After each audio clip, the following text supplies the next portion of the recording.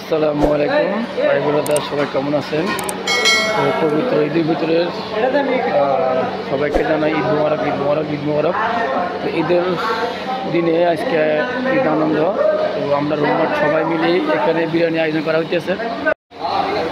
হ্যাঁ হ্যাঁ, সব ঠিক আছে। এই হয়েছে আমাদের মাংসর বাবুসি, উনি মাংস রান্না করতেছে। দারুণ একটি কালারটা সেই আসছে সেই।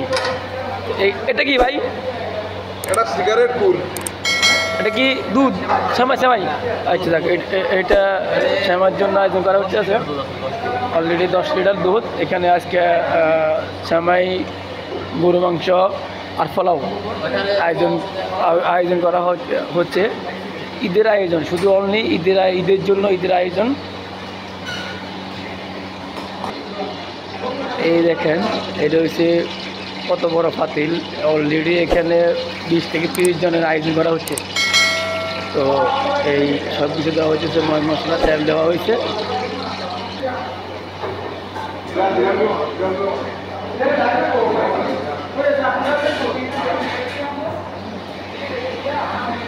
আসলে আমরা যারা প্রবাসে থাকি সবাই মিলে একটা পরিবার। আমরা প্রবাসীরা হয়েছি, সবাই মিলে একটা পরিবার। আমরা আমাদের যাগুলো রুমে আছে বা যারা রুমে আছে, যতগুলো মানুষ আছে, সবাই মিলে আমরা একটা পরিবার।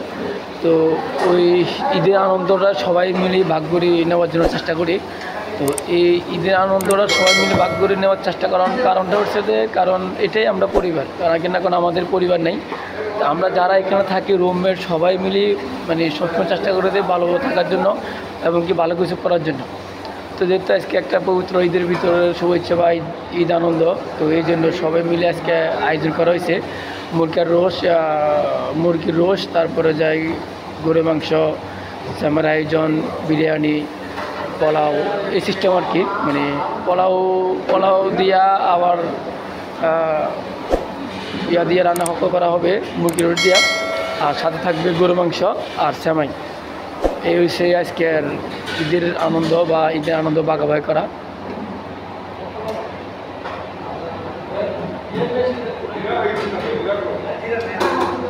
এই রান্নাটা আমাদের সন্ধ্যা থেকে চলতে আছে, অলরেডি এখনও শেষ হয় নাই। কারণ আইটেম বেশি, মানুষও বেশি।